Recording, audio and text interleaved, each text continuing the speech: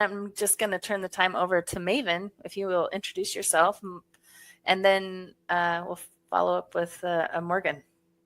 Perfect. All right, so I'm Maven. I started in the podcast circuit, I guess, in the Exmo sphere under Mormon discussions, which is how I found out about you, Marty. Morgan, I actually watched your early, like when you, I think you started your channel early on in my deconstruction, and I found you kind of early on there. My channel is new and fresh, and I'm struggling. I appreciate you guys being willing to do this with me to talk about this, but it's called When We Choose.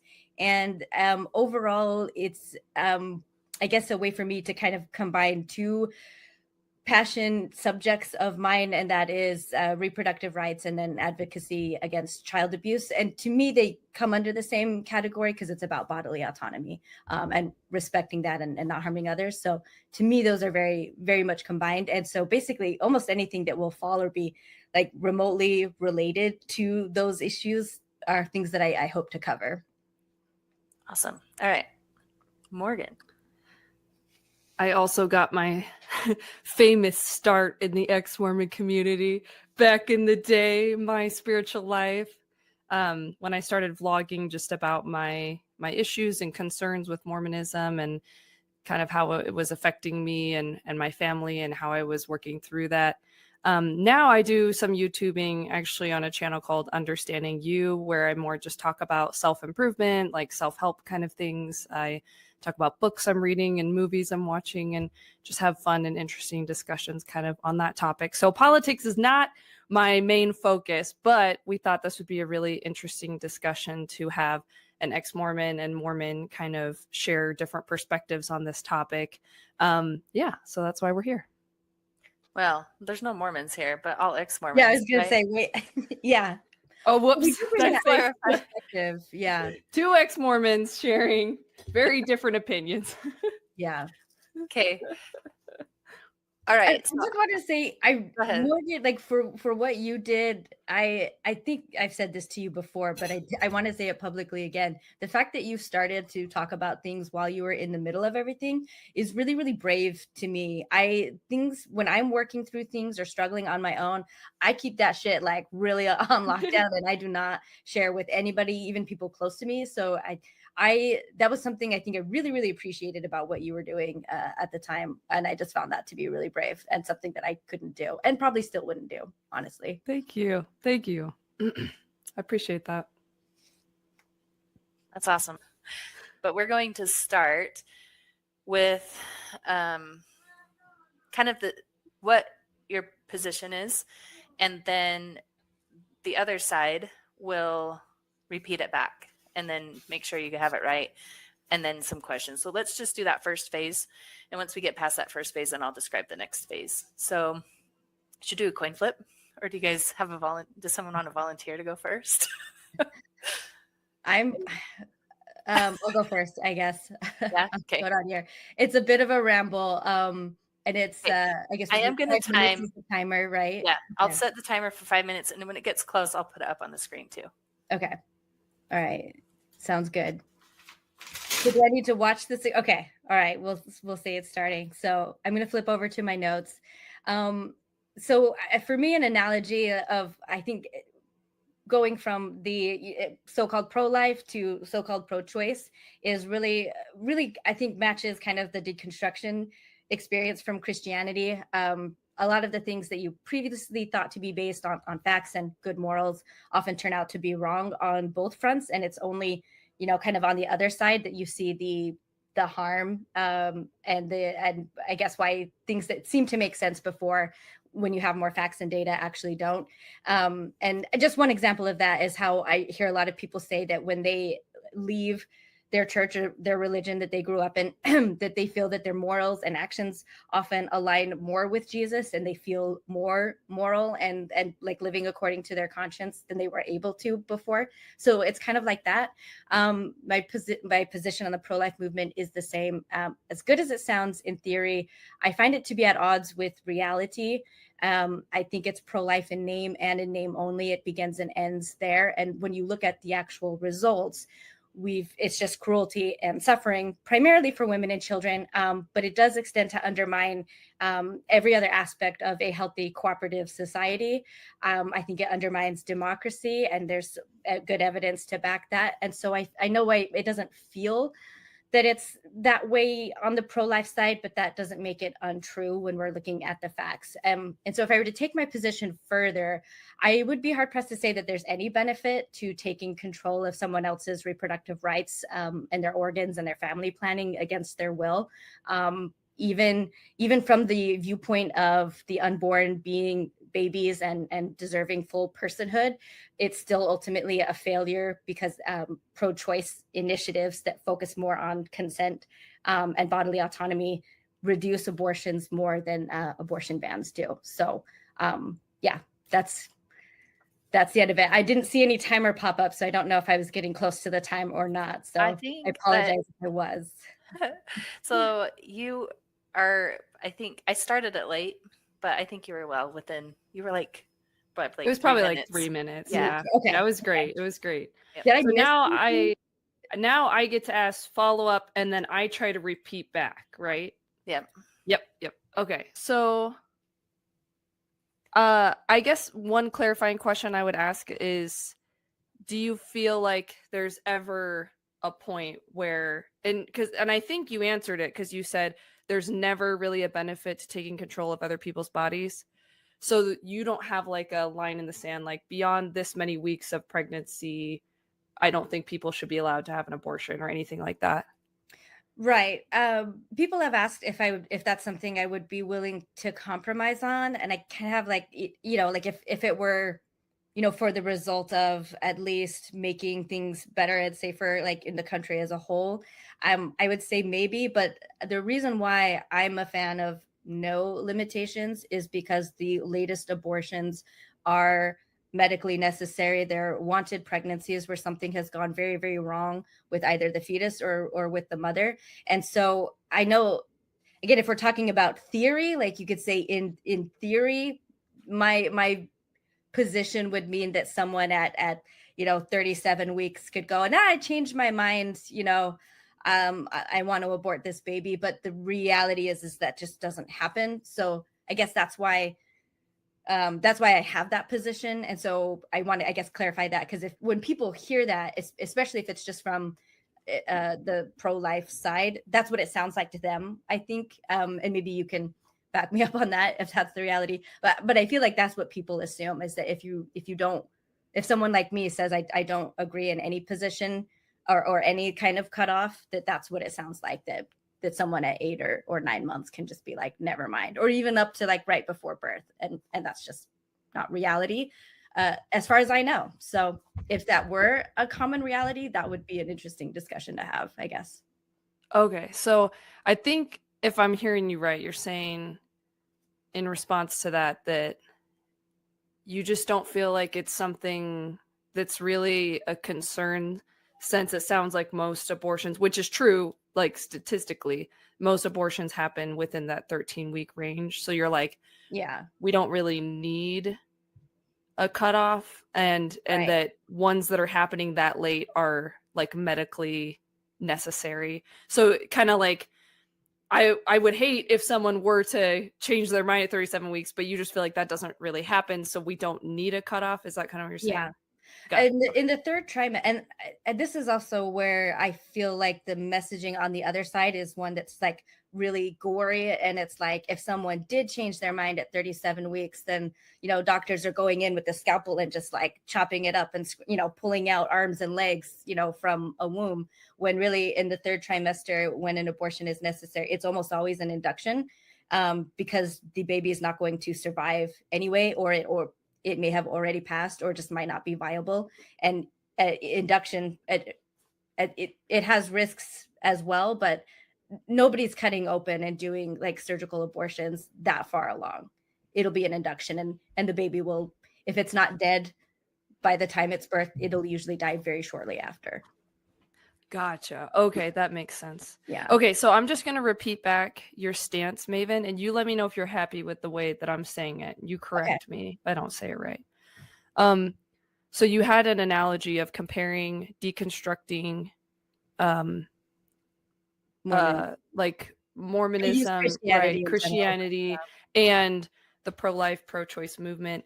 And you said that upon further investigation with more facts and data, you felt like it was very self-evident that the harm being done with the pro-life movement was far more than you had ever realized, to the point where it convinced you that pro-choice would be better off, for everybody.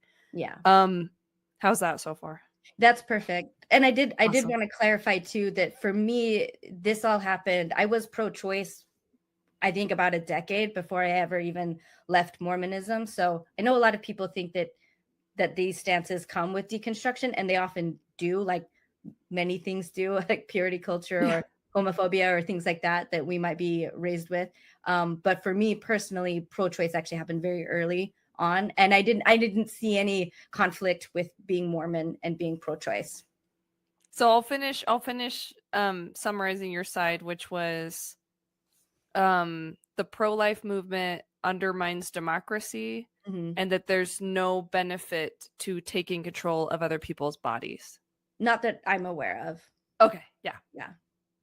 Awesome. Okay. Is there any further clarification? Because I guess what's hard is I know you guys are reasonable. I'm really, I guess, come into contact with the most unreasonable side, and so that's why I guess one thing that I don't know if you feel you can represent, even if it's not you specifically. Do you know what I mean? This will be another sidebar, I think. Yeah, But no, I when think I we brought can up do how that later on. no limits, that I know even if you're not thinking that, I know people are thinking like chopping babies' arms off out of the womb. You know what I mean? And so that's why, like, I would hate to feel like I don't address some of those, even if they're not yours. Okay. I guess, Marty, well, you did. I thought you did a good job addressing it, but I mean, we can address it again too. Yeah, I maybe have a clarifying question, or at least a hypothetical. I know you hate those, but I think it serves a purpose for not being able to like fact check something on the fly. So in the situation that an abortion procedure were going to happen, say at 37 weeks, and you're saying that it's usually just an induction, if it involved also some procedure before the induction that killed the fetus, even though the fetus could be viable, would you be against that? I'm not sure I understand the question. So you're saying for someone changing they're their not going mind. in there. Yeah, you're saying they're not Yeah. going in there and like cutting off limbs and stuff Yeah. at 37 weeks, that they're just doing an induction, and that the baby naturally dies in the process because it's a medically necessary abortion. Yeah. And so The hypothetical is a viable pregnancy. it's a viable pregnancy, Mhm. and it's an abortion. And in order to do the abortion, they know the baby will survive at 37 weeks. I mean, I had my kid at 37 weeks. So they know it's going to survive. And so they do a procedure to kill the fetus before it's delivered. Would you be not okay with that? So the feeling I'm feeling is I dislike that, but I still, it's none of my business. So I would not say that we should legislate that. Okay. I think I know where you're coming from, because your whole thing is like, you don't want to draw any line where someone wouldn't be able to have it if they needed it, right? Yeah. That's okay. I think I understand where you're coming from with that. And the thing with hypotheticals, the only reason I wanted to clarify that is because that is my understanding, is that those late term abortions, they do a pre-procedure so that the fetus is not alive. And I could be wrong about that, but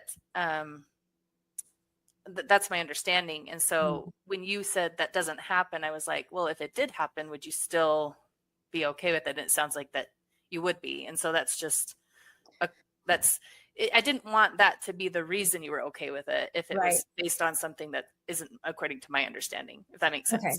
Yeah, no, I get it.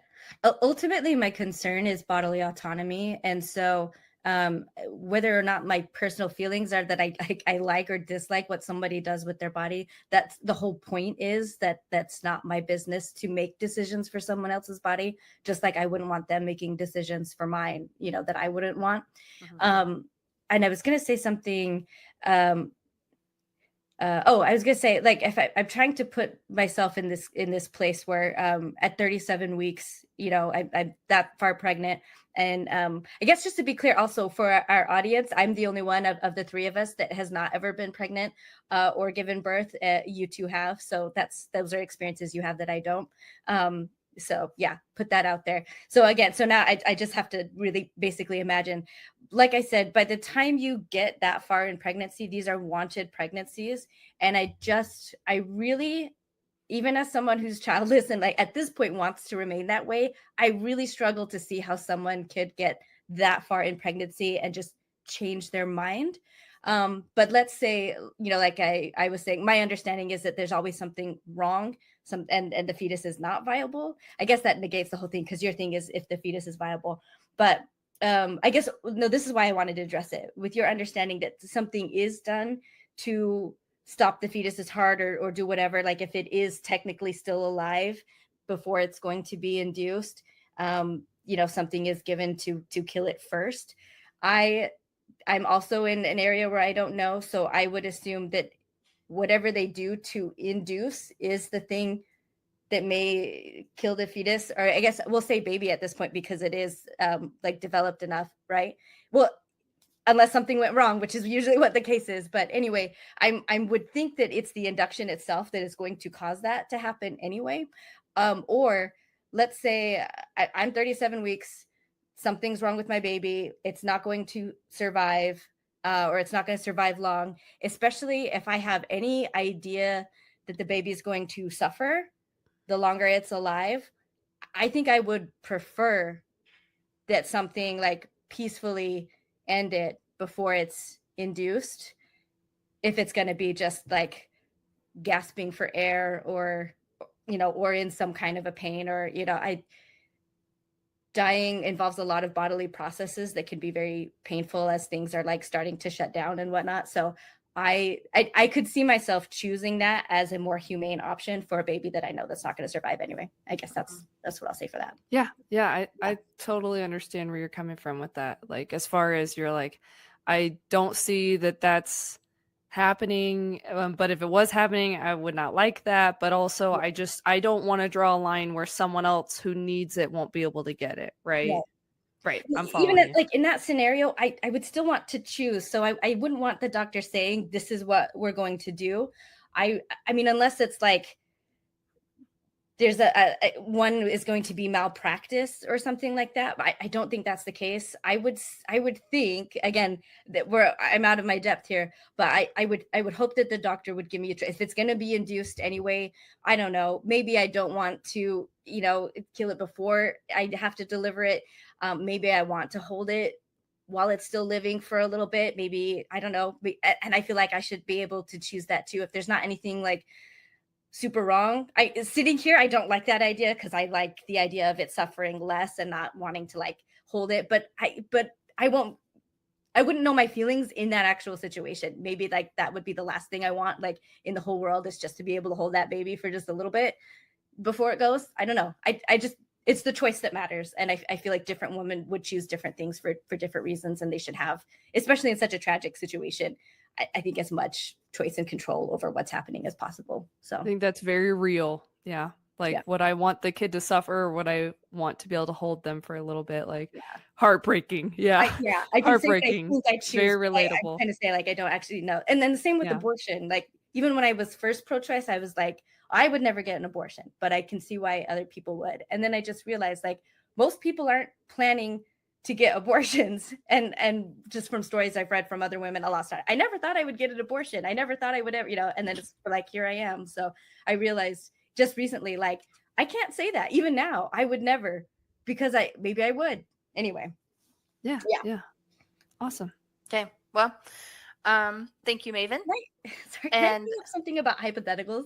I know I'm the one that brought it up, and I see their use for things, but I just have this sense that in general, in this in the whole discussion broadly, that the hypotheticals from the pro-life side are more often than not like just not based in reality, whereas the hypotheticals on, and this is a perception of mine, so feel free to correct it, but I feel like the hypotheticals on my side actually represent like real case scenarios. You know, we're talking about, you know, minors, we're talking about children who are raped, we're talking about babies with like this issue, that issue, or, you know, I feel like we're talking about stories, real stories of things that have happened to women. And so I feel like even in the hypotheticals, there's kind of an imbalance, and they do tend to kind of, Marti, kind of, the hypotheticals always paint women in a bad or harsh light, whereas ours are more real and human. That's I I hear where you're coming from, because it's like you're like, well, our hypotheticals are not hypothetical, they're like actually happening. Your hypotheticals are blown out of proportion, right? And but I think there's a lot of pro-life people that feel that way about pro-choice people too, of like, no, our hypotheticals are the real ones and theirs are the ones that aren't real. So it's hard to say, but putting that all aside, the beauty of hypotheticals is that it helps us find the line.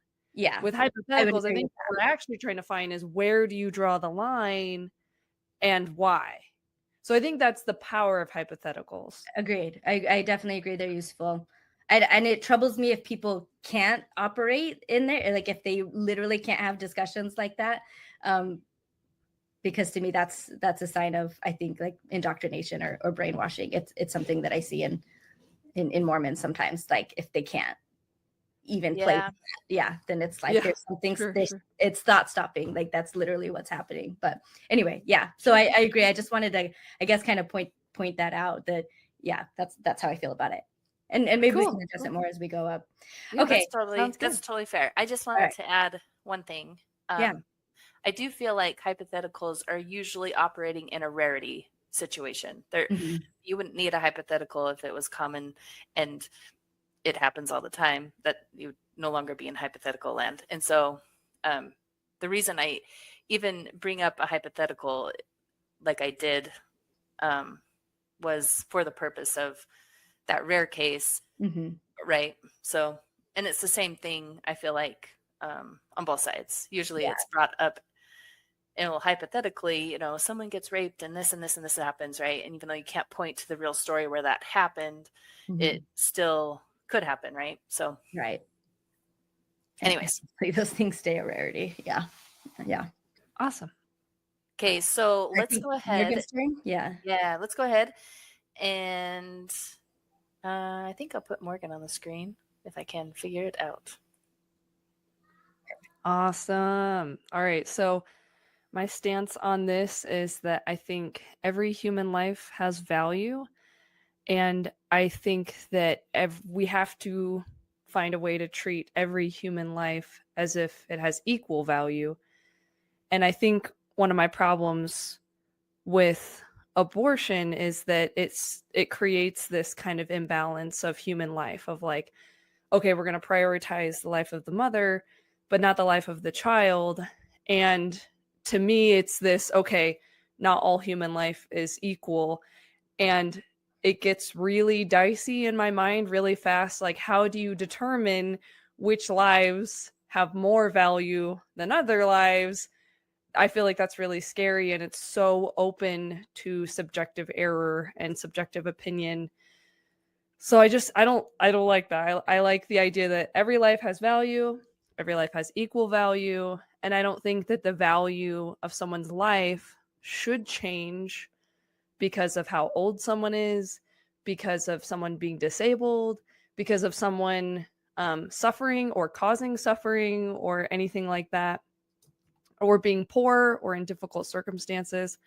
I just don't think that that should alter how we treat that human life, and especially with regards to the law, because I think that's the purpose that we have law and order, is so that we can protect all lives. And I think that the law should do that. And I think it should treat every life like it should be protected and valued. I do think that there is appropriate time an appropriate time for an abortion. And I think that is if the life of the mother is in jeopardy.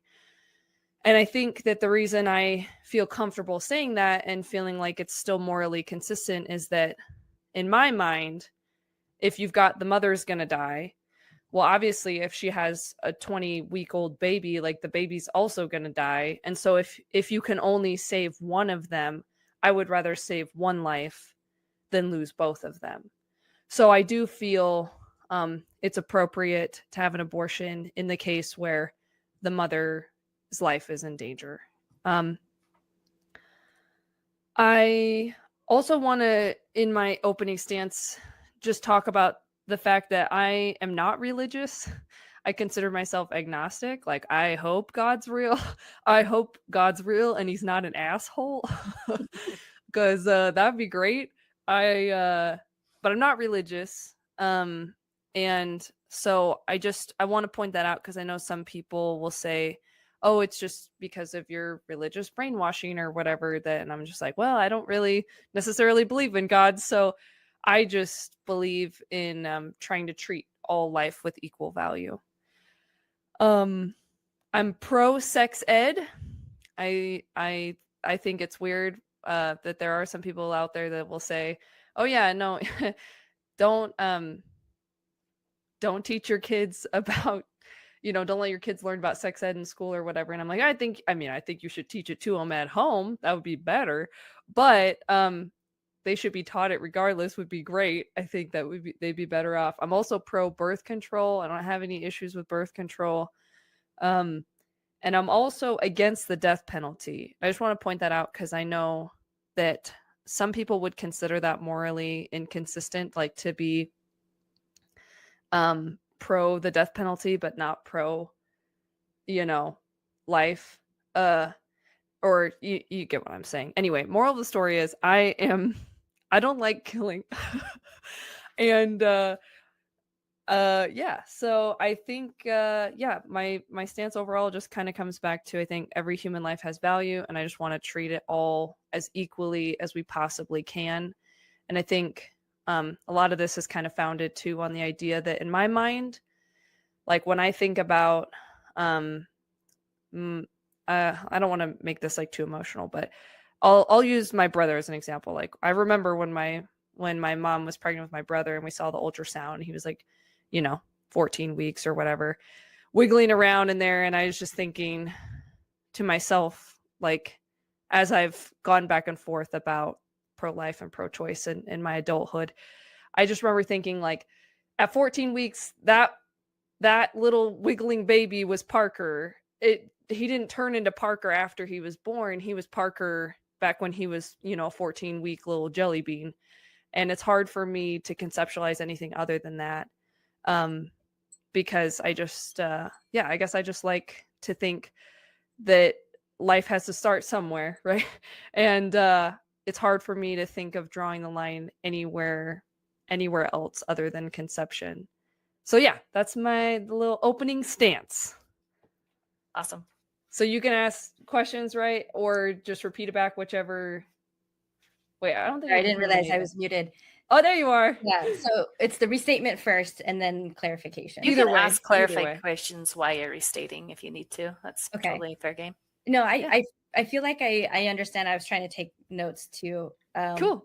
But I see where you're saying that I guess it's scary for you that if we're saying that a fetus is worth less, as a life than the mother, and even in cases where not non-viability, but where there's disabilities, things like that. I know some people feel like that sounds kind of like eugenicist, basically, and so that's what I was hearing from you. There's this kind of this fear of like, what's the slippery slope in deciding like what lives are valuable and not? Right? Yeah. Thank you. Okay, and then I don't know. I feel like I understood everything else, but perfect. I also feel like I should state it just to make sure, I guess. I don't know, like, life has to start somewhere. I would agree with most people saying like you kind of either view it as conception or birth. From my position, it actually doesn't matter to me. We could talk about that later, but I understand. And I think even for a lot of hypotheticals, or maybe even for the whole discussion, I could even just give it and we'll just say like, yeah, life starts at conception, and still discuss it from there. I get that. When you, I do have some clarifying questions. When you were talking about not wanting like suffering or poverty or things like that to be involved, I'm wondering what you meant by that, because again, for me, the issue is autonomy. And so I, when I bring up things like suffering or abuse or poverty or things like this that will likely affect children of mothers who would have aborted if they had a chance, it's not to say that poor women shouldn't have children, or that disabled children should not be born.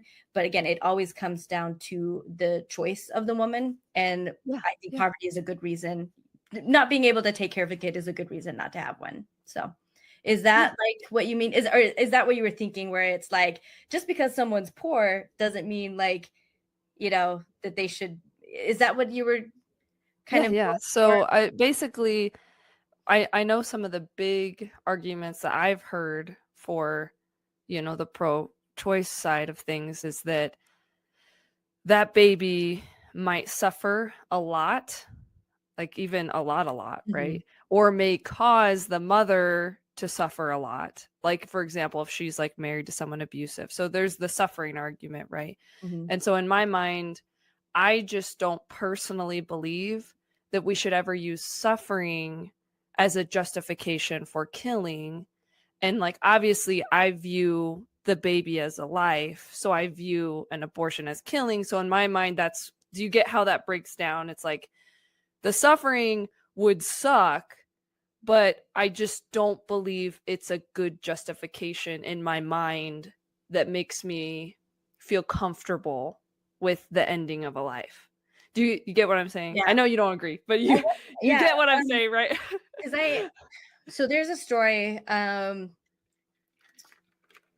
can't remember the boy's name, but it was just, I know it was just, man, this was a boy that like from the moment he was born, like it was constant abuse and torment from his parents until it eventually led to his death, and they like buried him in a cardboard box in the woods. I think he made it to 5 years old, but he was so tiny when he was initially found that he was initially thought to be like 2 years old, 18 months to 2 years old, even though he was actually 5.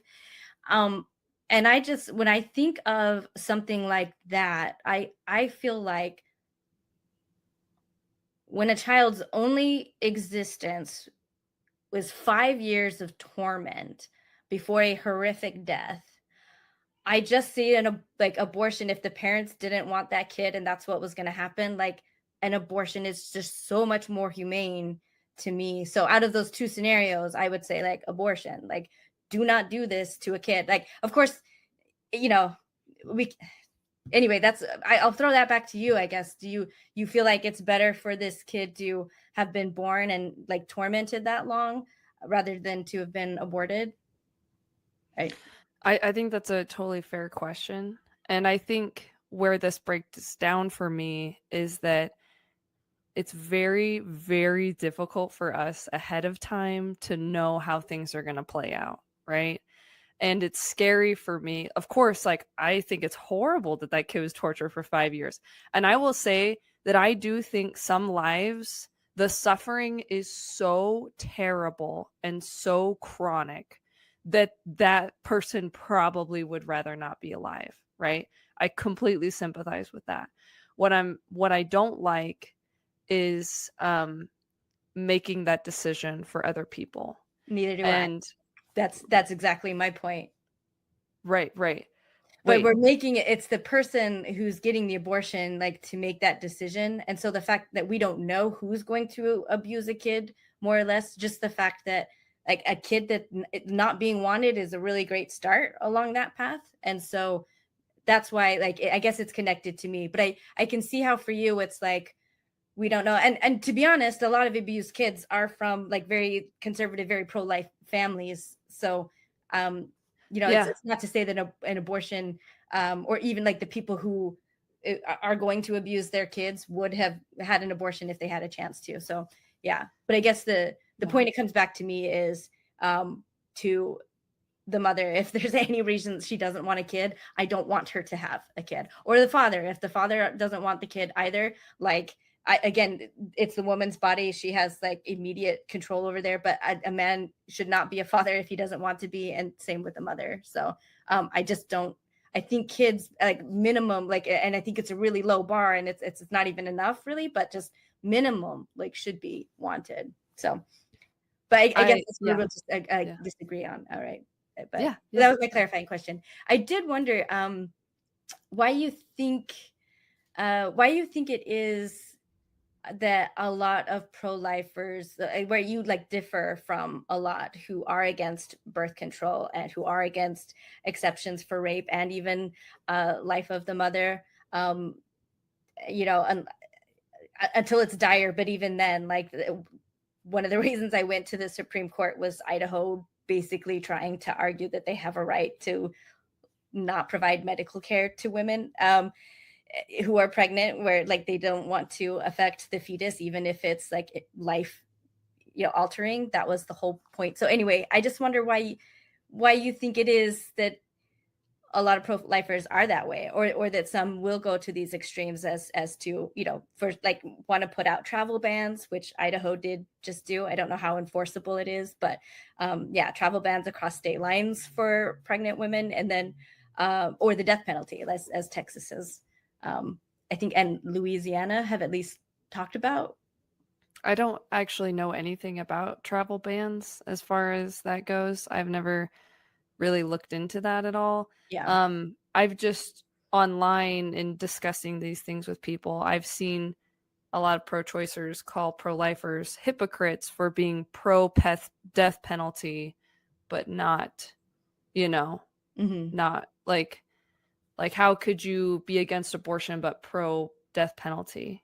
Does that make sense? And I was just like, I just didn't want that to be like a point of hypocrisy or something. That's all. But yeah, you're saying like for you, you're not that way. But I'm just wondering why is it that so many people who like agree with you on this issue are anti-sex ed, anti-birth control, like all these other things as well? Why do you think?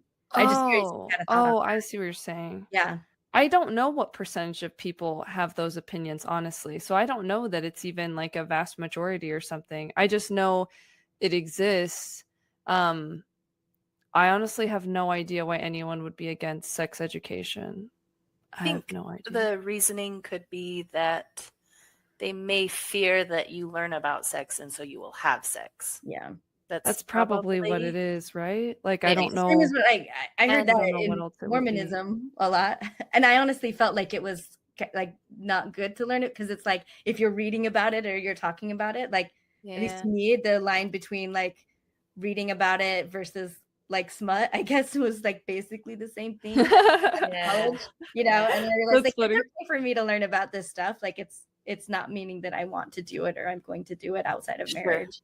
So and your other one, I was answering in my head, so I don't know if you guys care if I interject. I think the other one is consistency. I think people understand how birth control works, and so they find out that the mechanism is happening after conception, and so then they don't like birth control either.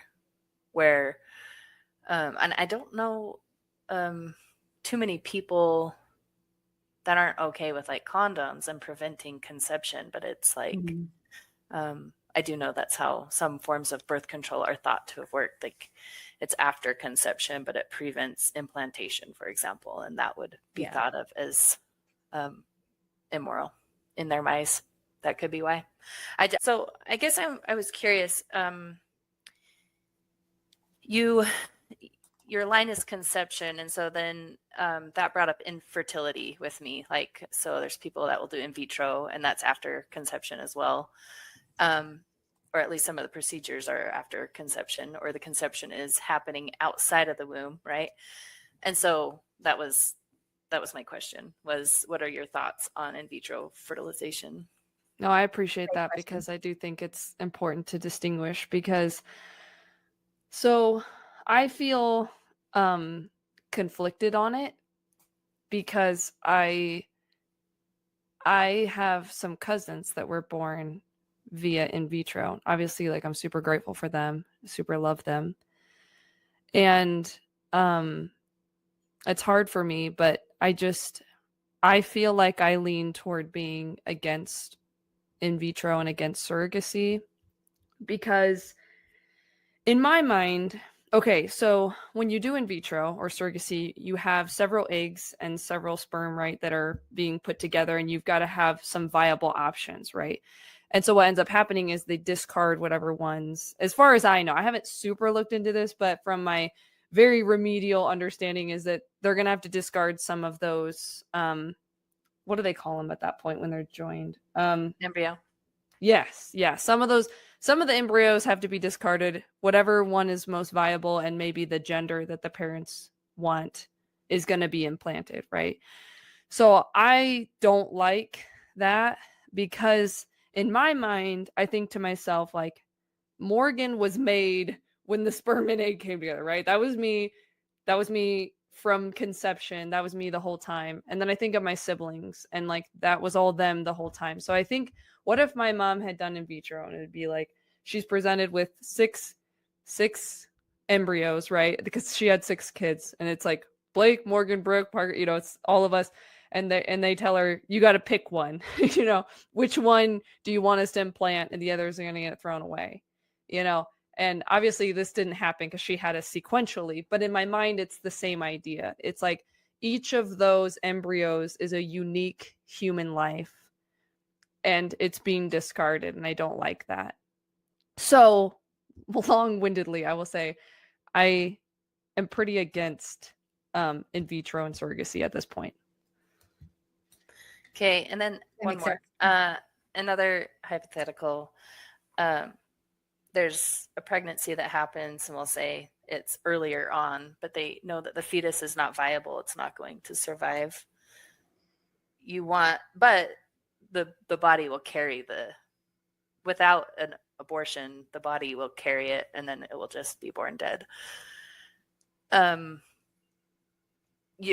Would you have a problem with an abortion at any point when they have that information that it's not going to be viable? Like 100% guaranteed? We're 100% guaranteed, yeah. I'd be fine with that. Yeah, because I'd be fine with that. But not 99%. No, yeah, I would not be fine with 99%. Good question. That's the line right there. So if it was going to 100% die, and we knew it was going to die, like within the pregnancy, not within. That's what Marty's asking. It would survive birth, right? Oh, well, I don't know. I think that would change my answer. The only way it's living is when it's connected to you, basically. Is that what you're saying, Marty? Like once it's born and it will happen at birth. Like it will not. Like we're talking like maybe it doesn't have like a heart, so the only oxygen it's getting is because your heart is pumping the blood there, something like that. Yep. Some deformity that is I guess make it so I might have to think more about that because I think let's talk about informed consent a little bit, because I would think in this situation I would want a lot of information, any information available or possibly available, because the information that I have in my head that if I was in either of your shoes, again, that's me projecting what I think I would do. When you have a pregnancy that's not viable or it's not going to survive past birth, first of all, the chances of it actually dying sometime in the pregnancy earlier is a lot higher for non-viable pregnancies. And once it dies, the bigger it is and the further along, when it dies, the much higher risk there is to you or to the mother's body of it not being able to be expelled, of developing sepsis, a fever, and like things go downhill for you really, really quick. So if I have children that I want to still be a mother for, I want to end a risky pregnancy as early as possible, because that's the safest as possible, versus risking. I do get that. Yeah, but that my kids, I'll never see them again. They won't see me again, and there's no baby even in the end for that. Then it just seems all for nothing and quite tragic. So that would be information that would really affect my decision, and I would think Yours too. Yes. If I were to reduce like the two sides of the debate, and I think it's accurate, even though I am really simplifying things, there are two lives, when that are, I guess, at odds when you've got a pregnant woman, if they're at odds, because, obviously for a wanted pregnancy, there's no issue here. But for an unwanted pregnancy, the choice is, which life are you going to prioritize more, and that there's not a both. I know you kind of brought that up, Morgan, in your thing. I think, and this is a thing where it's just like, when it hits reality, it just does not work that way. So I would say the pro-life side favors the fetus over the mother, whereas the pro-choice side favors the mother over the fetus. I And totally so agree. when you're talking this way about like, that's not your body and like you can't do anything to the fetus, you're really saying that the mother's body is the fetus's body, and it's not right for her to do anything like with her, because her whole body belongs to the fetus, and it has to, because even if it's got a beating heart, that's not where it's getting its oxygen. My logic also it's getting from the mom. The mom is what's eating. All the nutrients are coming from the mom. It's her digestive system. It's it's her kidneys that are filtering out the toxins and getting them out of the body. Like it is all her body. And the fetus, if she doesn't want it, does not have a right to her body.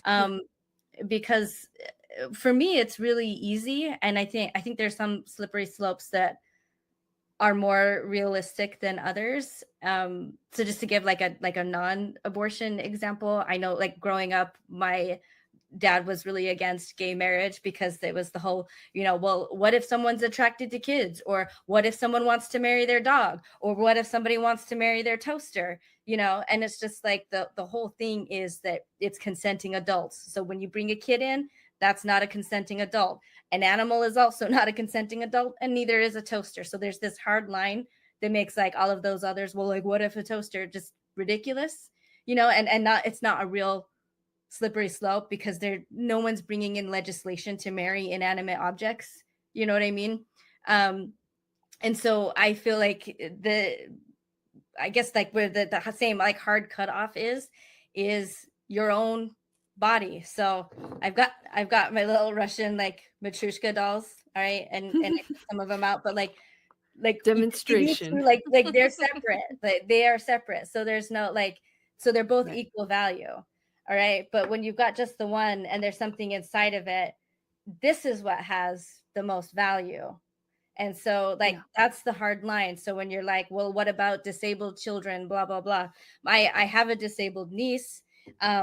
She was born and they knew something was wrong well before my sister-in-law gave birth. And it was, I know, I don't know like the super personal details, but I do know that there's enough significantly wrong that they weren't sure she would survive much past birth, or if she did, she was definitely going to be very severely disabled, and that has a lot, a huge effect on your life. So an abortion was an option that she was offered, and I think she considered for a little bit, but ultimately she decided to go ahead and have my niece, and I think that was her right. But also having spent a lot of time in significant care for my niece, there's been times where I was like her full-time daycare provider, because she can't go to regular daycare because of the level of her needs and stuff. I would never fault anyone for not wanting to take on that burden. And then again, if we're going back to abuse, disabled kids have the highest rates of abuse and homicide and trafficking, and just all kinds of really awful things. Plus some people are just they're dangerous to others. My niece is one of them. And so if my sister-in-law had decided to abort my niece, I would have supported her in that. And she could have 1, 2, 3 or more children now, like as a mom, and just like a very different life than she has right now with just the one. And they can't even have pets because my niece is dangerous to pets as well. So basically, like the bigger she is, and she is getting big, she's going through puberty now, but she's got a toddler mindset, and she'll hurt anything that's smaller than her. So I think these are things that, bear consideration. But again, like ultimately at the end of the day, it's a woman making a decision for herself. It's not eugenics, because that's society wide. That would be, if there's mandates that, we mandate abortions for that, I would very much disagree with that, because again, it's violating the woman's autonomy. And so I think people should have the information to take on what they feel like their family can handle. And then yeah, I guess I don't know. I feel like that's the hard line. That's the real easy line. It's just like, can you see them like with your own two eyes? Like one of these has another doll inside of the other, like until it's outside and on its own, then what you see, who you see, that's who matters more. There's a slippery slope actually the other way. Can I respond to that? Go ahead. Yeah, go ahead. So I do see the two dolls. Yeah. And I do understand what you're saying. I just disagree that because the baby is inside the mom, that the mom gets precedence, right? So I understand you're saying, I completely understand what you're saying is that the mom's life should take precedence. Right. I just don't agree. Yeah. I think this is agree to disagree part, but I think and that's fine. More up as a response to like the slippery slope. Well, what was the slippery slope again? We're saying like what made it scary to you, just the idea of abortion, that it's really subject to people's opinions, that poverty, disability, suffering, all of these things. Like where would the line be drawn at? Like in your original kind of opening statement, that was kind of what I was hearing from you there. Yeah. And so that's my answer is like the line is like when they're separate beings, they have their own body and they're not living off of another person's systems, then they're a person. And so there's my niece is not less of a person, even though she's severely disabled, because she's born and she's here. So it's a hard line. So I know maybe it seems cruel that like, why do I love my niece as she is, but I would have been okay with my sister-in-law aborting her, before we ever knew her. And the same with my other sister-in-law, when her also pregnant sister died, she already, my sister-in-law that did not die, her pregnancy was high risk also. And in fact, it was going to be the last one because they didn't want her to, have to try again, or like the risks would be a lot higher with further pregnancies. Anyway, so she was already a high risk pregnancy. Then her sister died. If she had chosen for any reason to get an abortion, I would have supported that too. But she didn't. My niece is born. I love my other niece just as much. And so, it's prioritizing the person who's here. So if my niece ever got pregnant and wanted an abortion, I would prioritize my niece over her fetus. But if she wanted to give birth, that did the same thing for like my great niece, same thing. Who's here, that's who. And that's the hard line there. But but yeah, I guess like you said, we disagree on like who to prioritize when one is inside. Yeah. I think we're doing a good job finding where the line between us is. And so I think you nailed it when you said like you say, okay, the line is this person gets their own autonomy once they're separate from the mother. And I do understand that line of thinking, because then that gives the mother full ability to choose up until, the baby's born. So I do understand where you're coming from. I don't like it because in my mind, so much of what abortion is doing is trying to level the playing field of the unfairness of life. Okay. So hear me out on that for a second. I feel like wait, say it again. I agree with that. I'll just give it to you. But if you want to, sure. Yeah. Oh yeah. Well, yeah. It's just like in my mind, to me, it's not a strong enough justification, right? It sucks. It's an unfair biological reality that women have to be the ones to bear the responsibility of being pregnant, right? That they have to deal with the consequences of it. That's just a natural unfairness. But I feel like an abortion is just trying to make it more fair by killing. And it's like, I don't think we should treat killing as something that we can use to level a playing field of fairness. I think life is always unfair. And I think it's sad when there's more suffering, especially more suffering than someone feels like they can handle. But I still just feel like in my mind, it's not a strong enough justification. I think when you say it like that, you make it sound like it's, to make things fair, it's okay to kill like other people also.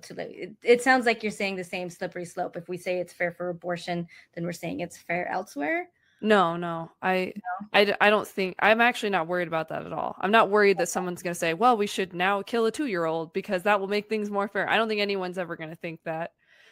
But in my mind, killing a 2-year-old is the same act as killing a 6-month-old fetus. It's killing no matter how old the life is, right? I know you don't agree, but do you get what at least like where my brain is like, I get where your it's brain killing either way. So in my mind, it's like, I just feel like I don't like the idea of, in my mind, to be okay with abortion, I have to say whatever is going to happen if this baby is born, or if the baby was born, it's killing is worth avoiding that. And I feel like that's a really extreme stance, again, in my head. So it's like I have to pull myself back to, I just don't think suffering or unfairness is a good reason. Like the life of the mother being, you know, she's gonna die, that's something that I'm like, oh yeah, well that makes sense to me. Like I don't want 2 lives dying, you know. Yeah. Anyway, does that make No, sense? I'm seeing something Yeah. too. I just had a thought come to my mind because Yeah, go ahead. I'm thinking ultimately for me, the bodily autonomy is the most important thing. But that is a separate issue when we're looking at like consequences. So I guess I don't know. That was just like an instant clarification in my mind that there's kind of like two, at least for me, two separate subjects. Because I do like to bring up the consequences a lot, even though like they have nothing to do with the bodily autonomy of the woman. I don't know if you have any thoughts about that now that I'm saying it. So I guess I'm just thinking like You're gonna have to explain more. What do you mean by consequences? Yeah, I don't know. yeah, like when we're talking about poverty, or we're talking about like the likelihood of, you know, someone seeking an abortion, you know, because they are young and uneducated and all of that, when we know the outcomes for that child are likely to be a lot of poverty and lack of education and just other, you know, maybe housing insecurity, food insecurity outcomes. We know that those are more likely for a mother in this situation. That when we're talking about, or at least when I'm talking about consequences, I'm not really actually talking about bodily autonomy anymore. I get that. It's just a comment, I guess, or a thought that I had. Does that make sense? But I think it's important to look at the consequences too, even if it's a separate thing, and like a reason why we bring all that up, because to me, like that's data, and it's the consequences matter so much more than, you know, than any even like hypothetical.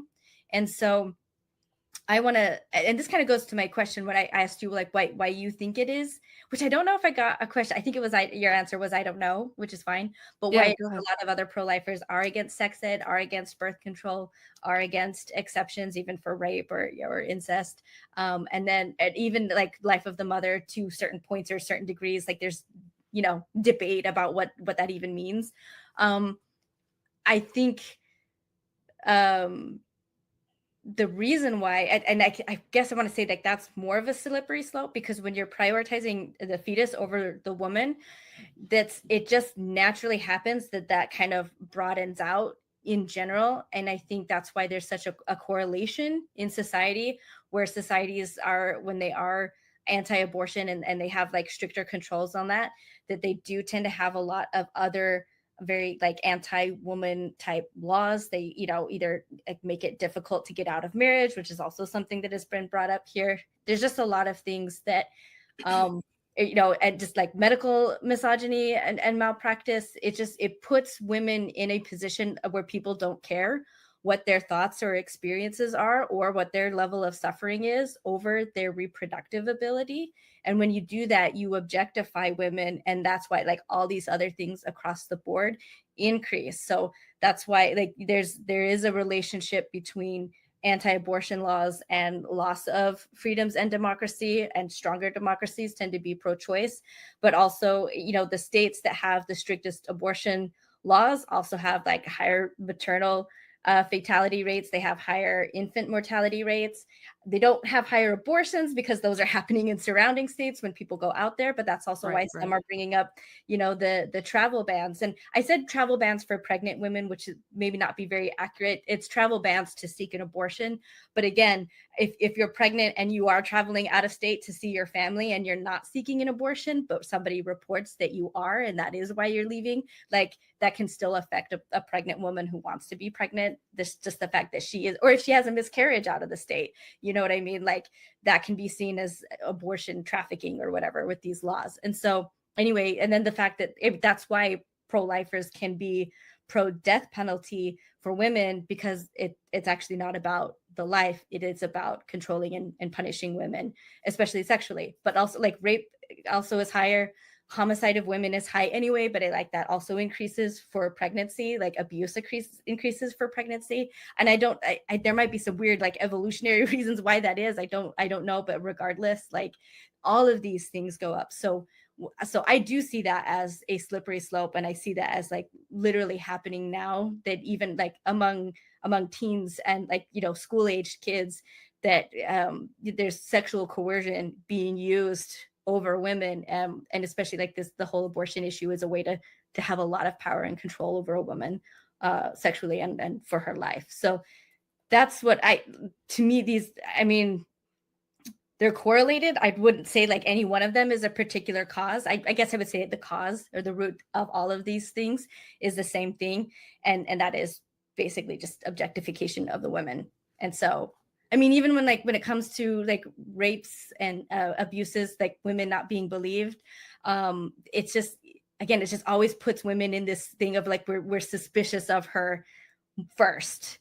We're suspicious of why she's asking for birth control. We're suspicious of her when she says she needs this. And even if doctors say it, it's like, okay, but is she really, when a woman says she was, were you really raped, or is it because you want to terminate this pregnancy? So why are you lying? And that's already an issue, is, women are seen as lying, but just even like in the medical system, there's so much of like women's issues that just get ignored or just get, chalked up to like, that's what being a woman is like. It's just suffering all the way. So even if you know that you are suffering way more in your periods than anyone else, any other woman, like you're still going to have to go through 6 or 7 doctors that just say, that's just menstrual cramps, like suck it up and get over it, like all the other women do, like, or women exhausted after giving birth, because there's a slow bleed or something, but it's just like, oh, you're tired, well, you just gave birth, welcome to motherhood, and it's like, no, but when women say, I think I'm more tired, I think there's something actually like really wrong here, and it isn't just I have a newborn.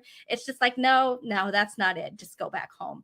And that's why I think that women are dying, because there has to be basically a whole court held on whether or not they are actually dying to be able to get this abortion. And in the meantime, like they run out of time because she can't just be believed in the first place. Do you mind if I interrupt? Michael Shermer had on a doctor from Colorado that does later term abortions, and he a lot of people from all over the United States will go to Colorado to get them because he's one of the few providers that offers them. And it was interesting the way he framed pregnancy, because he actually was framing pregnancy as a sickness, like the pregnancy itself, like. So it's so weird. It was so foreign to me to hear it this way, because I have always heard like it's just so natural to give birth. Like that's part of womanhood. Like that's part of being a woman, is giving birth. And so if you get pregnant, well, you naturally go through pregnancy and then you give birth. That's the flow of things.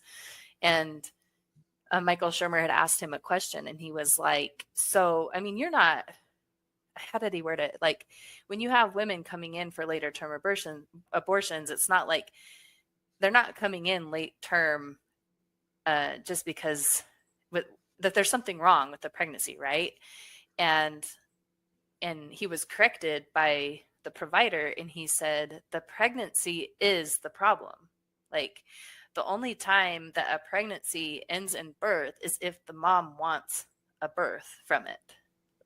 That's kind of how he was framing it. And that was an interesting way to look at it, that I had never viewed pregnancy as something, a condition other than natural before. Like I never viewed pregnancy as a sickness or as, and in this provider's viewpoint, a healthy woman is one that's not pregnant. Once they are pregnant, they know how it's going to end. There's a lot of risks involved. If you don't want to go down that path, you shouldn't have to. And that was kind of his viewpoint. Yeah. I don't know, what are your thoughts after I've heard a doctor described himself as pro-life, but I sometimes wonder if that's actually the way they frame it is more on the pro-choice side of things, I think. But I don't know. But I've heard of he did not he no, not this guy. I'm saying like separately. I've heard of pro-life doctors referring to pregnancy like as I just like a parasite, and just being like, well, I mean, literally that is like basically what it is. It is all take from the mother, and there's no give. It's all risk to the mother and none for the fetus, except for when the mother is involved. So yeah, I would agree with that. And I guess maybe this is another answer to something like you were talking about, Morgan, when you're talking about prioritizing life. When you prioritize a fetus over the mother, you are giving the fetus a priority higher than any other person gets, like in any other scenario or situation elsewhere. So it's not equal. It's putting what's inside a woman over the whole woman. I would argue that because there is no such thing as a safe pregnancy. They are all dangerous. And it's the number one killer of women, like through millennia, like natural killer of women. And then especially like the younger you get, that's still, I think worldwide, besides things like, accidents, car accidents and things like that, the number one like natural killer of girls, like teenage, from puberty to 18, 19 is childbirth. That's the number one like natural killer of teen girls still, like today worldwide.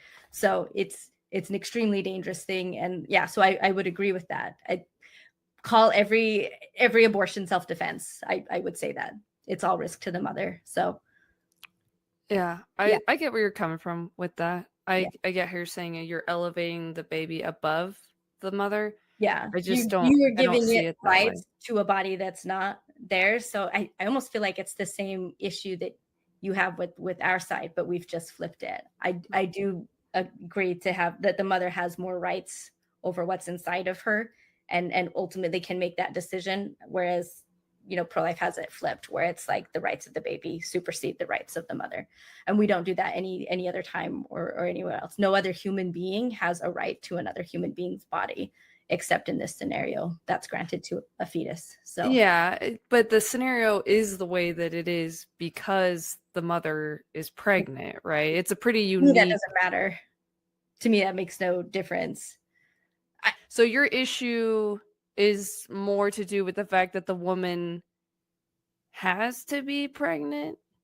Like, I guess it is just I guess I don't understand that, because a woman pregnancy is it's a temporary pregnant. It doesn't matter if it's temporary. Right. That's something else controlling her body that she doesn't want. And to me, it's a much more significant violation to force a pregnancy and childbirth than a rape, for sure.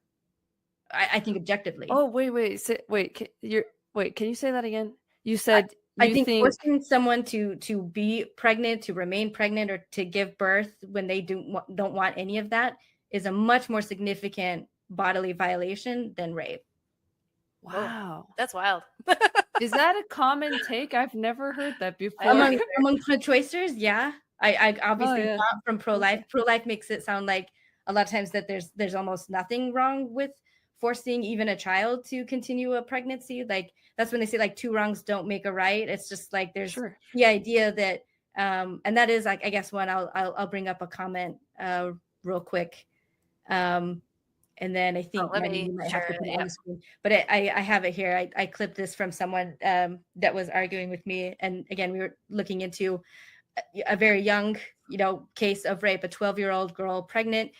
This person says I would definitely consider it murder, even if it were a 12-year-old girl pregnant, even from rape or incest.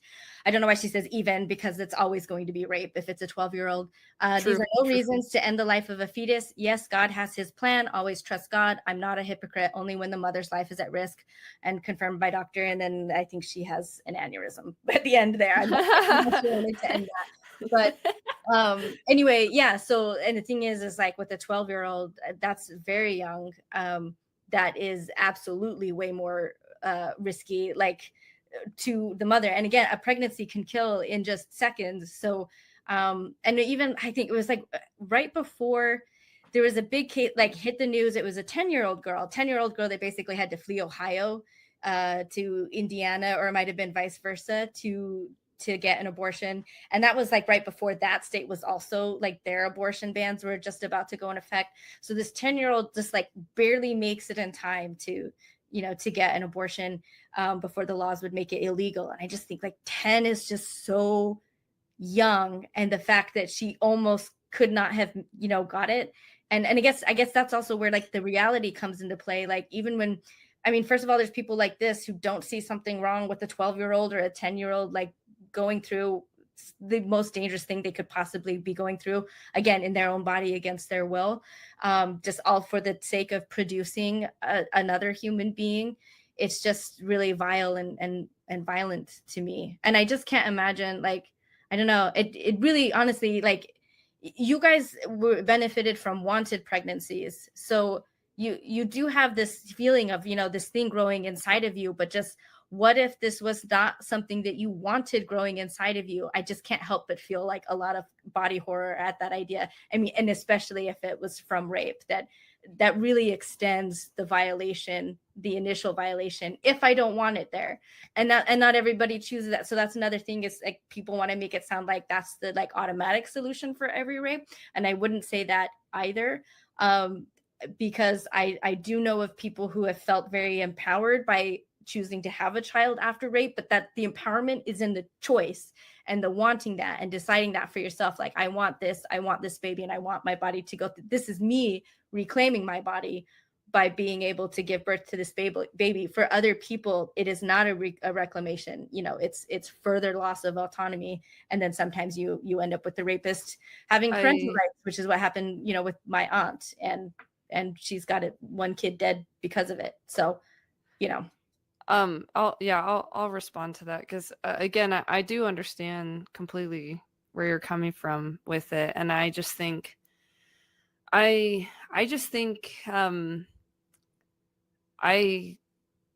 don't think pregnancies are nearly as risky as what I'm hearing you say. And like, I guess I haven't looked at numbers, but I do think that influences my decision a lot, because I'm like,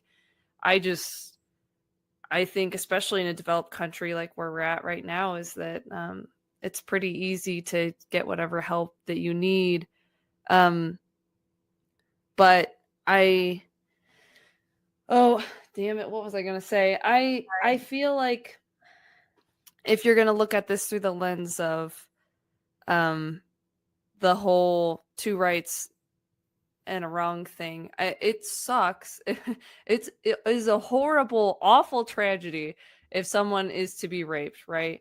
But I'm not entirely convinced that an abortion, obviously I'm ethically and morally against abortion, but I'm not entirely convinced that an abortion is mentally going to be easier, even for a young girl, than actually having the baby would be. Because like you said, I do think there could be this empowerment of like, okay, I'm going to stick with it and not punish this child for something that wasn't this child's fault, and, give this child away to a happy, healthy family, assuming she can have a healthy pregnancy that isn't going to kill her, right? Which I think is more likely. And so in my mind, it's like, I get what you're saying is like, well, the empowerment comes from the choice, but I think that it's possible, and this is putting my ethics aside, because I still think ethically it's the wrong thing to do to have an abortion. But if I put my ethics aside for a second, I feel like I'm not convinced that emotionally some people would not be traumatized by the abortion that they can never take back, right? That's It got sounds to like you're happen open. sometimes, Are you right? open to data on that? It sounds like you would. I don't have any, so I'm not gonna like bring anything up, but I'm just curious if we again go hypothetically. Let's say the data was like overwhelming that, especially with the rape victims and especially when they're younger, that abortions are like significantly physically and psychologically more healthy. Do you think that would That's a good be question, different? right? Yeah, Right. And I don't know, first of all, I don't know how we could prove that because you'd have to compare them having the baby to them having not had the baby. So I don't think you could accurately, do you know what I mean? Like, I think you because, could. I mean, like if self-reporting, just like girls yeah, who are raped do have like higher levels of depression and this, that, the other, whereas girls who got the abortion, just I like see what you're saying. I see what overwhelmingly, you're like saying. the outcomes are really different. In That's my mind, no, I think you guys will be interested to hear this because in my mind, my answer to that would be I think the only reason they feel mentally healthier in that situation is because they're deeply separating themselves from the fact that that was their child that they aborted.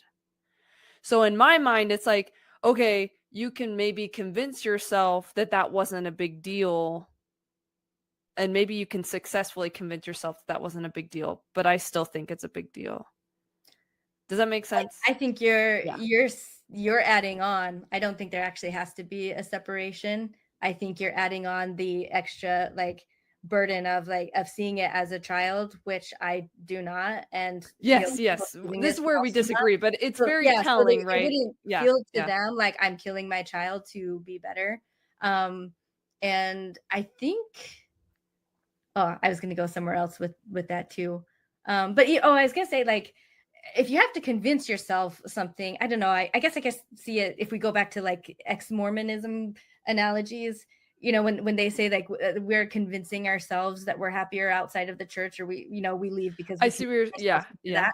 I Right, right, think right. if you are convincing yourself that you're okay with something that you're not okay with, I think that creates a lot of issues. And I think we've all been there. And I think we're where we're at now because that's what it took to resolve some of those issues. So Right. so I see that, and I do think I agree that people can be very manipulated either way. I severely dislike when I hear of women getting manipulated into abortions just as much as into having children. I do feel like one has much worse outcomes than the other, but again, like ultimately the autonomy is what matters to me. And so I very much hate people being like forced, and it is usually teenagers again who are being told like to get abortions and whatnot, often by their parents who are like ashamed of them or something, and I really hate that. My Okay. last question. Yeah. So my last point, I kind of wanted to throw back to the example you gave at the beginning when we were talking about the suffering, and you brought up the example of that child. And I've heard that story, by the way. I remember that being in the news where there was that kid that was like tortured and then killed and all that.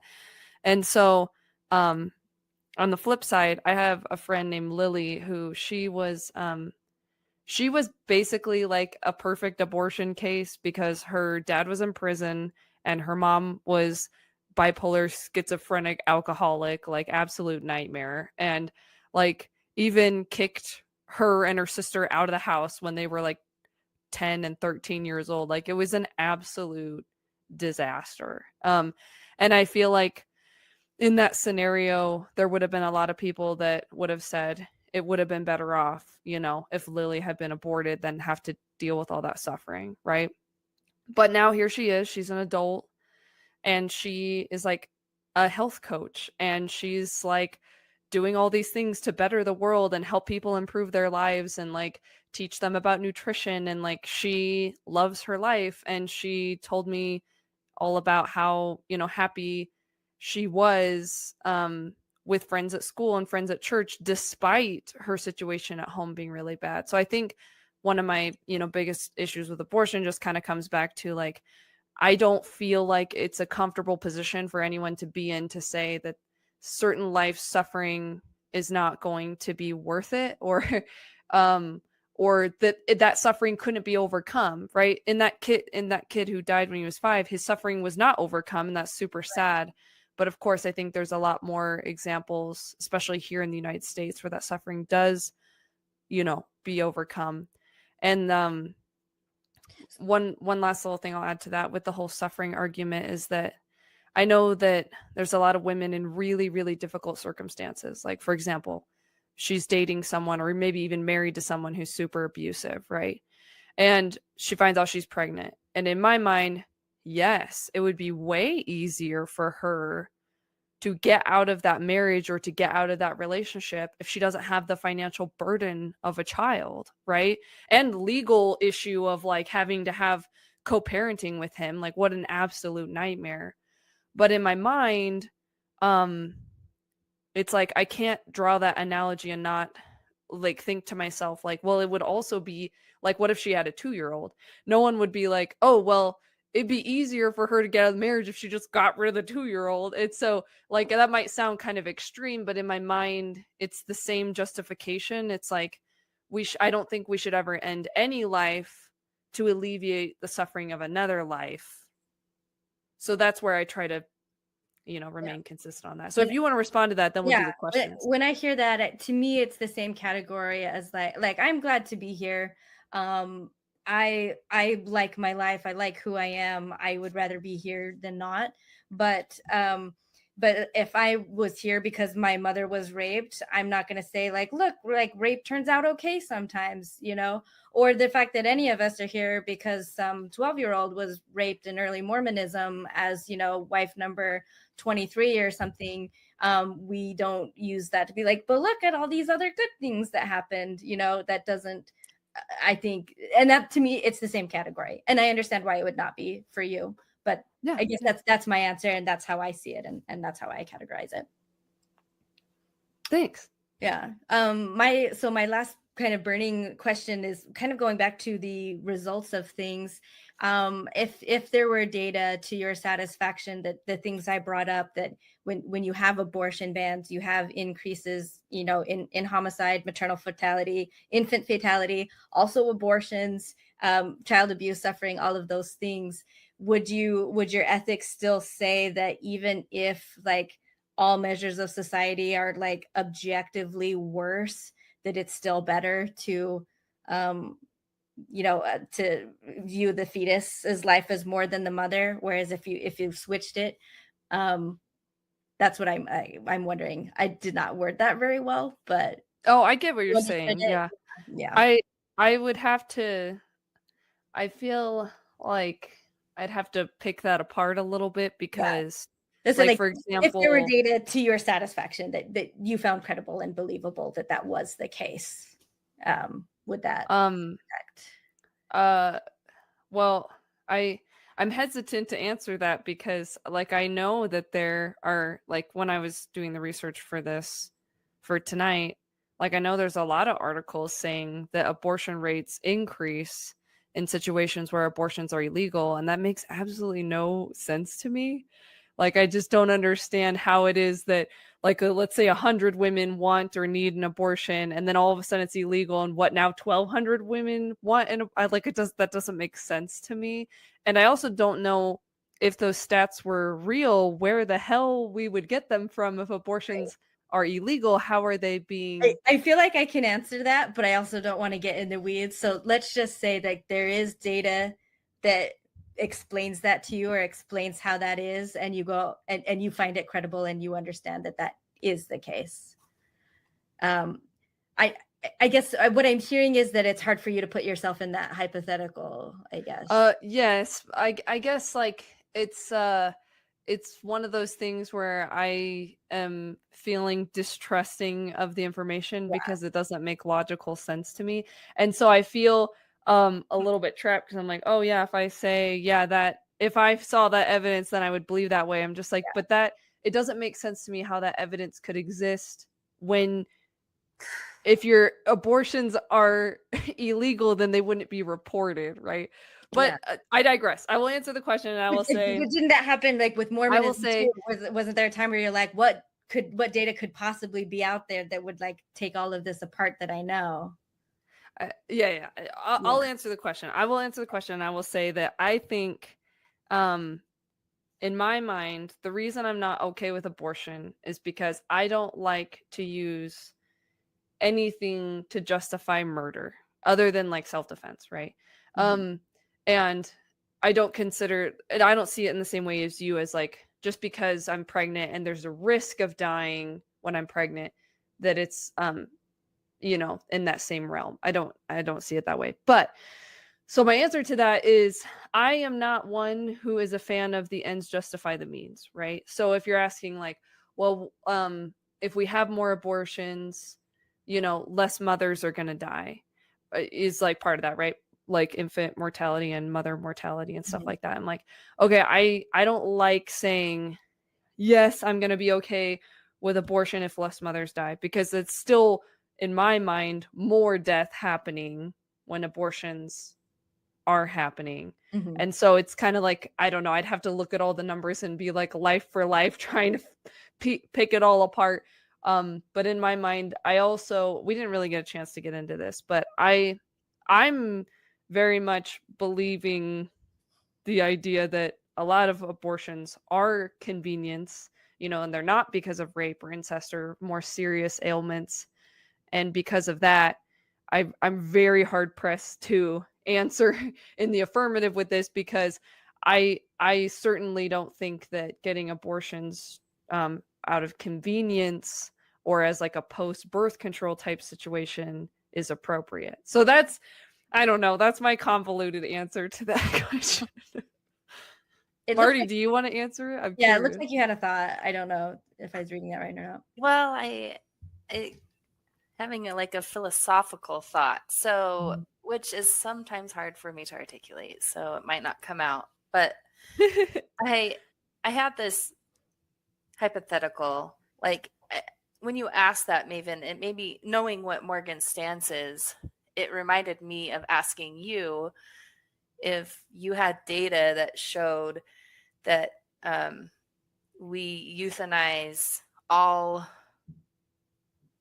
fifth and on children, so like fifth, sixth, seventh, so anybody that had more than 4 kids, and we euthanize all of the kids that are the 5th kid on, and that had better outcomes for society, would that be okay? Like, that's a great question. So for me, it ultimately comes down to the bodily autonomy. So I would say even if outcomes were better, I would disagree with that. Right. And so that's why I was smirking a little bit, not because like it's, I think this conversation is really hard because a lot of people that don't like abortion are operating in a totally different starting point of what life is. And I feel like until you get past that, it's really hard to find common ground, I guess. It's just really hard because it's like, I feel like that's reflected in our conversation. Yeah, for sure. I think we've come, like, we understand each other, but the common ground has not been much. No. But yeah, I think you're right for the reason why. Yeah. I think we've done a good job though, like, I'm just figuring out where each of us all suspicious. stand on it, which has been really effective. So Yeah. I have some questions if you want. Yeah, let's do that. I've got some rapid fire ones. Is it wrong for a boyfriend to talk his girlfriend into abortion if she doesn't want one, but they have really bad circumstances, like they're poor and maybe like addicted to drugs? Ooh. And this isn't, I'm not trying to be like a gotcha. No, I'm genuinely curious because, like, what if in that scenario the abortion would be better for her? Like, would it be okay for the boyfriend with to a talk drug her addicted into it? mother? I think an abortion is better for her and the fetus. So that's one issue. The boy, the boyfriend pressuring her is an absolute no for me, because again, it's the bodily autonomy. So if it was like her mother telling her to do it, I would also disagree with that. Okay, so the issue, okay, so I said, so you think an abortion would be good for her, but no one should try to persuade her? Not persuade. I would agree, not persuading, but informed consent. I would want I would want her to be able to get like really good information about, the procedure for her, the outcomes for her, outcomes for the kid, like all these kinds of things. And then for her to make an informed choice. And that's what I feel like is lacking a lot, honestly, is informed consent in a lot of things. Yeah.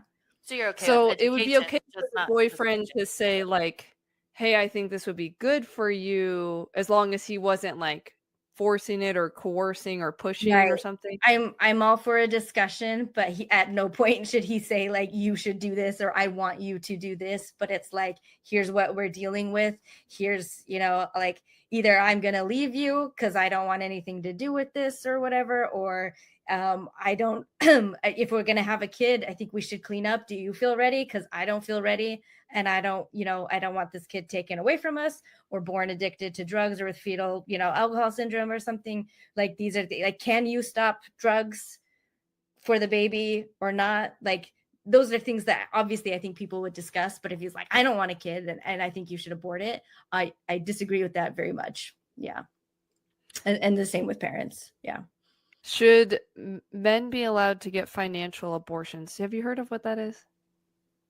I'm guessing like a man saying, I don't want to have anything to do with this kid and I don't want to be financially responsible for it. Yeah. I was just curious if you've ever heard of that, or if you have if you don't have an opinion on it, it's I've fine. heard of it. I feel like a lot of men do it anyway, as much as it's against the law. A lot of men find ways around not providing for their children anyway. And I feel like, I guess the I don't know. Actually, I don't have a Yeah, a no, short or that's long cool. of that That's one. cool. Yeah, because it's hard for me to not think about all of the other issues, because I do feel like I feel like it's very wrong for a woman to entrap a man to be a baby daddy, especially if she full on knows that that's not what he wants. And birth control fails, but if she deliberately does something to sabotage it or go after, off of it, I consider that an assault on the guy's autonomy to not be a father, to try to circumvent something like that. But at the same, I also feel like men, want to have their cake and eat it too. So, they want to have sex. And a lot of times it's actually the men that are most irresponsible and more likely to sabotage birth control that a woman is trying to be on, than vice versa. And so, yeah, I just feel like there's I guess an uneven balance of control in that situation. I feel like men do have more control. And so for them to kind of pull out financially, that's what I feel like. I feel like there's a power imbalance. It's not like just a physical one. And so to me, it's not exactly equal, but yeah. But it would be interesting if that were to be the thing. And if it was like, don't want to be a father, keep your dick in your pants, just as much as they say, like for women to keep their legs closed. I just don't think that would go over as well for men as they're comfortable doing for women, even though it takes two to tango, as the saying goes. In a world where a woman can always get an abortion, then maybe in that world a man could get a financial abortion as well. But since we don't live in that world, it doesn't seem fair that a man can do that in this, because women have restrictions on it. Well, that was one thought that I had if I were going to be the devil's advocate for a view that I don't really have. Well, that makes sense. And I just had another thought too. Again, like one thing about the finances, first of all, that it's not a bodily autonomy issue. Like the man's body itself is not being violated. But now like the child is born. So we've, again, got that hard line where like, okay, now we do have the baby. So it's like, this baby needs to be taken care of. So again, like once it's born, it deserves, I think, the world from its parents. It's just, it's the birth is where like that line is for me, where it's separate from the mother. So that's interesting. But as far as it's not quite the same, carrying the pregnancy, right? There is no really choice. You don't feel like the father has much of a say as no, actually, I think I don't think it, because it's apples to oranges. If we were to do apples to apples, like could a woman like be willing to give birth and then be like, hey, this is your kid and I don't want anything to do with it and I don't want to financially support it? That's to me apples to apples. And I would find like either sex not wanting to take care of a child that they have as equally wrong. So the issue with pregnancy is just it's the woman's body that makes sense. Violation here. Yeah. So And there's stuff like that too, where women will just fuck off and leave their kids, you know, they don't care what happens to them, you know. It's more likely a man, but women can be pretty heartless too. So yeah.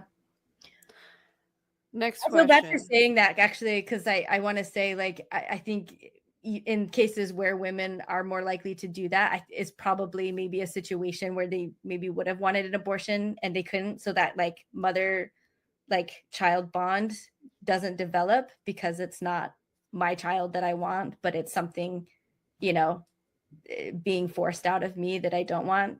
I don't know if that's true or not. That was just an idea that maybe there's a connection there between not wanting a kid and then, or, you know, being forced to give birth and go through a pregnancy and then, you know, wanting nothing to do with it after. Honestly, that makes a lot of sense to me psychologically. And that's just not something that would happen with the man. Do you think all pro-life men want to control women's bodies, or just some of them? I And think, this is not a gotcha. Like, I'm yeah, genuinely curious because I know you've talked about that before, yeah. and I just wanted to clarify that. I know it's something that people push back on a lot, and I wouldn't actually say pro-life men, but I would include women as well. I know they disagree with me on that, but ultimately that's all it does. If the data I'm seeing is I just think you're wrong. Just when I was Mormon and I served a mission, I thought that I was bringing like the true gospel to the world and something that would make people happier. But like, even though that was my intention and my thought of what I was doing, the fact of the matter was, the reality of the matter was that I was paying a very corrupt organization for the privilege of being door-to-door salesman for it, and, you know, in a way that really objectively harms more people than it helps. And that's the reality. So, you know, or just like when people say like, I'm not racist, but, and they say a racist thing, it's like, no, that's racism. Like, that is, so saying I'm not this, or this is not why I'm doing something, when like the result is that's all that's okay. happening. I see what you're saying. Yeah, that's what I'm So saying. you're like I don't do it inherently like I want to control women, but I do think that is deep down the core of it. It's just not something that, I think it's a subconscious thought that hasn't made it into some, you know, into conscious thought. That's what I would say. okay. So it's like, because like banning abortion is controlling a woman's body, then by nature that opinion has to be like, that's like inherent that Yeah. they want to control women's bodies. There's other things they could do to bring it down, which is worse than rape. Yeah, and that, I mean, that's another thing. Just like even with rape and stuff, with as much effort as they're putting into some states with these abortion bans and going after them, like, it's hard not to sit here and think sometimes like, they if they cared, they all of this time they could have been putting this many resources towards like making sure rape kits get done, again, consent and sex ed in schools, trying to reduce the rates of rape, because they start very young. A lot really start as teenagers, and just anyway, just things like that, or pedophiles, like with the fact that so many can like get away with it over and over and over again, or get sentenced for a year or two and then, you know, just come back out, when like data shows that people who do this to kids like are not safe around kids ever. There's no repentance, there's no reform that's been shown to be proven. And yet, like, to molest a child, first of all, like, so many people don't even serve prison for, you know, it's just, I just feel like all this time they've had resources to go after these kinds of things, but they just never do. And instead they've got all of these resources now to like go after and punish women, even to, you know, trying to put laws, even if they fail, like laws that go into force either for travel bans, or for the death penalty, or for like no exceptions for rape, which some states have, you know, like there is no exceptions for like the age of the, you know, it doesn't matter if you're 10, if you're past the 6 weeks, you know, or whatever, or it doesn't matter. It doesn't matter. And so that's what's, I guess, the issue. Ask a question about resources there. Like, I feel like we have enough resources to do both of those things. Like, so yeah, but we're not. Like, I just don't understand why it's instead. Like, I'm not sure I understand why. I think the undercurrent is if there's misogyny. someone, It's not, some, it doesn't matter enough to really go after and punish rapists, because I think it's really common. And so it's just another place where like what women want for their body and what happens to them and what suffering they go through just matters less than, you know, potentially, like, what do they always say? Like, you know, for these guys in court, you know, or, you know, like, what is his name? Alan or Brock or whatever he's trying to go by. It's just like, oh, he's got such a bright future ahead of him. Like, do we really want to, or this guy's been a pillar of the community. You know, he was the mayor and he, you know, was really involved in church. Like, do we really want to ruin his life because he molested a kid? And I say, yes, yes, we should. But that's always the narrative when it's like guys molesting children. But then, you know, when it's women who are raped or women who want abortions, it's just like, you slut, you evil cunt, you know, it's just like, you baby murderer, you this, you that. It's just like, keep your legs closed. Oh, your life's ruined. Well, I guess you should have thought about that. You know, it's the whole, and like Flip likes to come to my comments all the time to be like, why can't women just keep their legs closed? Like, it's the same thing. And even promiscuous women, like the more data we have on that shows that the majority of women who are those ones that we want to hate on and that we want to say that they're irresponsible, that they're using it as late-term birth control and stuff, promiscuous women, like, overwhelmingly have child abuse in their backgrounds, child sexual abuse at some point when they were very young. And the very few that don't almost always have something like medically wrong, or, you know, something affecting hormones or their brain neurologically. It's just, you know, so when people say that, it's just like, I wouldn't say a rape victim, like, to them, they should have kept their legs closed. But it's the same thing when you're looking at older women, like, who are promiscuous and who are irresponsible. They're rape victims, they're child rape victims, like, overwhelmingly most of the time. So that's why I see it, you know, it's just, and again, like, when it takes two people to get a woman pregnant, but like it all, not just the pregnancy, but just also all of the responsibility on the woman. When again, like, it's men who are more likely to mess with birth control. It's men who are more likely to entrap women with babies, as much as it seems like the other way around. That's the data that I understand. It's just, again, it's just always, you know, and again, it's just the fact that it's like, well, women should keep their legs closed. If that's just all focused on the woman and none on the man at all. And it also doesn't take into other like realities that she's facing, you know? So I mean, that's why I feel like it's misogyny, like, all the way down. And that's why it's correlated with like medical neglect for women and like reproductive care. And it's just all across the board. Women matter less. Let me try to clarify something that you said and make sure I'm addressing it. So you mentioned that some resources are being spent on laws, on like abortion ban laws and like interstate travel laws and stuff, instead of, and then you listed a bunch of stuff that I probably mostly agree with. And I guess that's your view, is that there's limited resources to be spent and you can't do. No, I'm not saying they're limited. Both the legislation and be against both. Like, I guess that's where I was trying to address. The resources aren't limited. It's the desire that's lacking. That's what I'm saying. Okay. That clarifies. The same with like child marriage. It's legal in way too many states still at really abysmally young ages even. And so it's like, you know, that's been allowed. I mean, like, it's a law on the books that it's legal, you know, under these circumstances or with these ages. And we're not talking like Romeo and Juliet stuff here where we've got 14 and 15 or 15 and 16. Like, the majority of underage brides are like Joseph Smith situations. These are underage girls with like adult men that are in these, like, most of these marriages are of this type. And it's just like, not even as like that being fought, like, nobody's really, I mean, not nobody, there are people that are out there fighting, but it's just not enough to actually like make it a priority to actually happen. And again, the fact that it's a law on the books means that the effort was put into making it okay so that it's not criminal for these things to happen. So that's what I'm saying. The priority, it's one, just wanting to like slut shame and hate on women and control them. And we've got all of this. Now we've got all these resources to do this now that it's finally legal to do so with the Dobbs decision.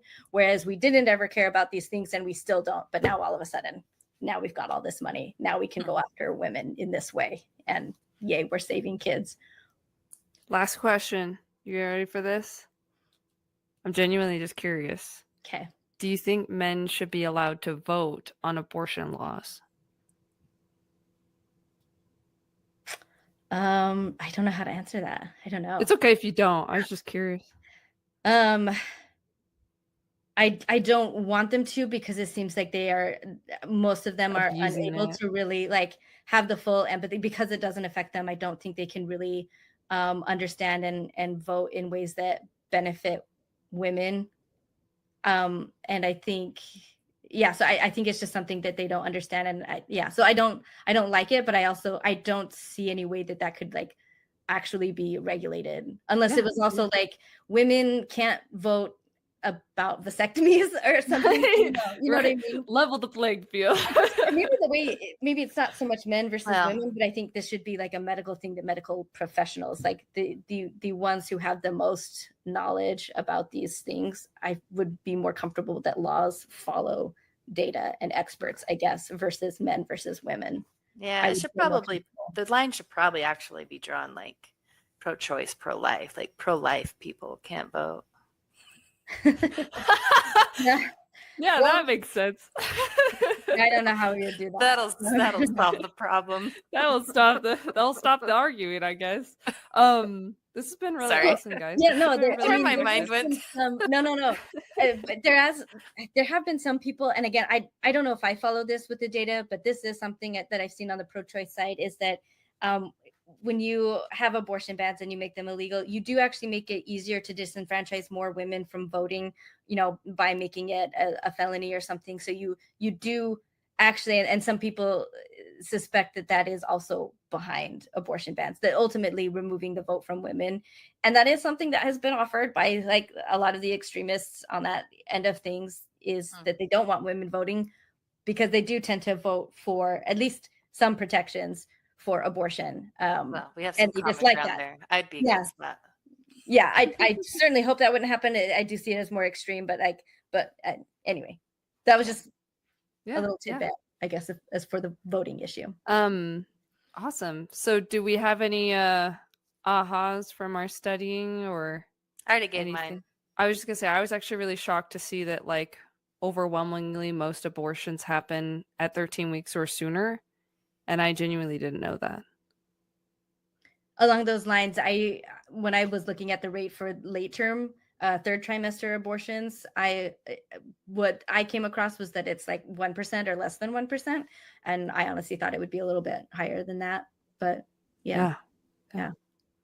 And also finding out that third trimester abortions are most likely to be inductions, because they are safer than actual like surgical ones, which are more likely to happen in the second trimester. That's something new that I learned in the course of this. Nice. Yeah. Well, this was awesome, guys. I feel like we did a really good job, like keeping it chill and productive. And I really appreciate you guys being willing to do this, especially since it looks like it might just be happening on my channel. So it was really kind of you guys to come in and talk to me about it.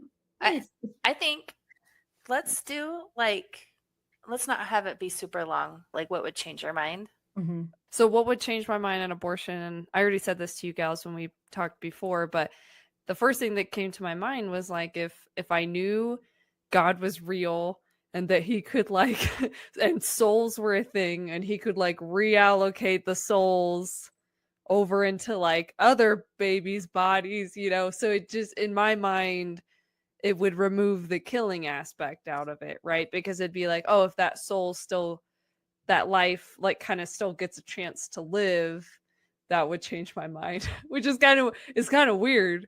I've never heard anyone say anything like that, but it makes sense that if my primary concern is that life is unfairly ending, then it makes sense that the solution in my head would be somehow that life ending is not actually a life ending, and then I feel better. That makes sense. So if there was a fetus heaven, then it wouldn't be so bad. Yeah, fetus heaven. they come right back around like some other like time. All dogs go to heaven except fetuses. Yeah. Love it.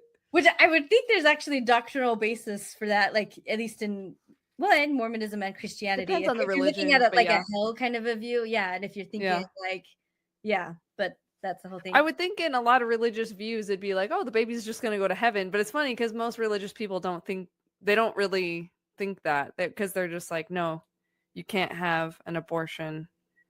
I don't know.